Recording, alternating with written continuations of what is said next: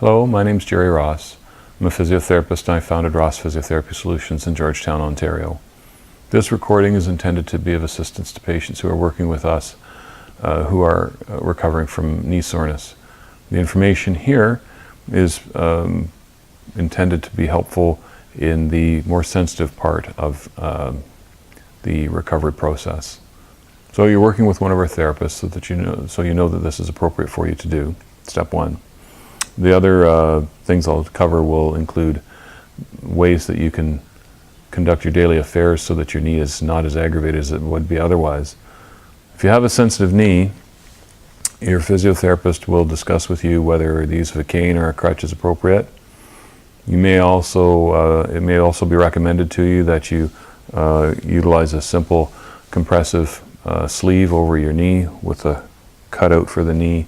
And I typically recommend the ones that are sewn in a shape that has a slight bend in it, so that you're encouraged to avoid the very end of straightening, which is sometimes painful during the initial stages of recovery. In conducting your daily affairs, if you're not using a cane or crutches, it's important that you move deliberately and with consideration. Take small steps. Go up and down stairs with a single step at a time. Rule of thumb generally is, if this is the knee that's hurt, and I'm going upstairs, this one will go up first because it's going to pull my weight onto the next stair. It'll bear all my weight. This one's just going through space. So good leg goes to heaven is the general rule of thumb. If I'm facing downstairs, what I'll do is I'll put the leg that's sensitive out in space and I'll lower my body weight with the leg that is strong and comfortable. Bad leg goes away from heaven is the general way that it's used to be remembered.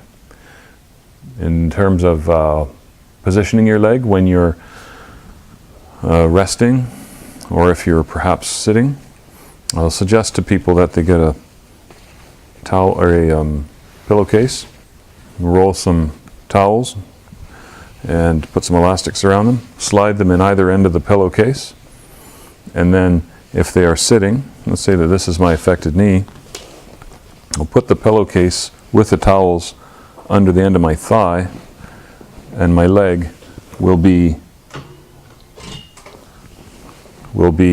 in the groove produced by those pillows or by those towels. So in a car this is somewhat helpful.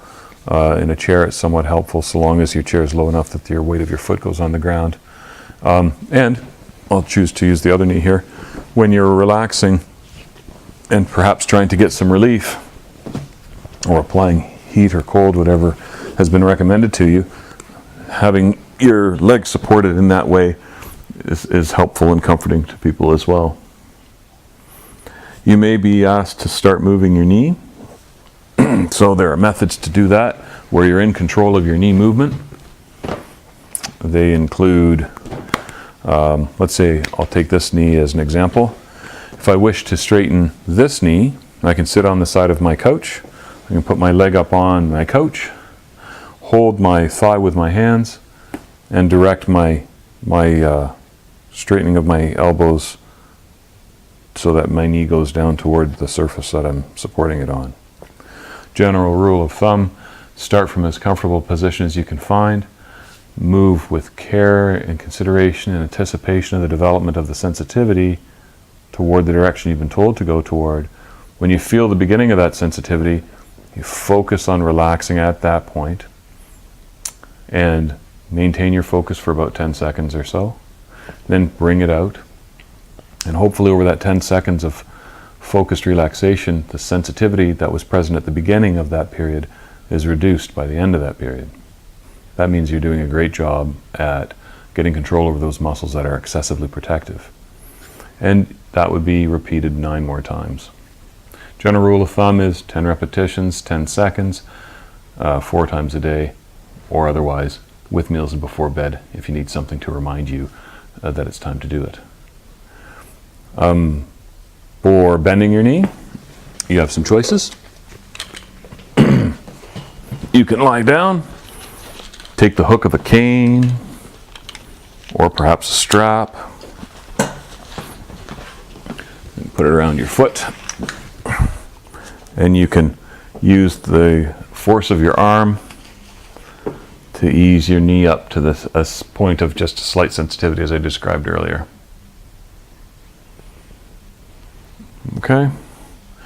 Alternatively, you can cradle your knee with your hands, and you can ease your knee to your chest, as long as you don't have any reason why you shouldn't bend your hip more than 90 degrees, like a hip replacement.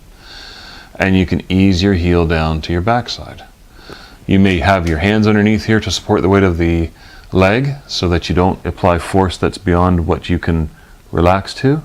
Or it may be that well recovered that you can put your hands over your shin, pull your heel to your backside and your knee to your chest.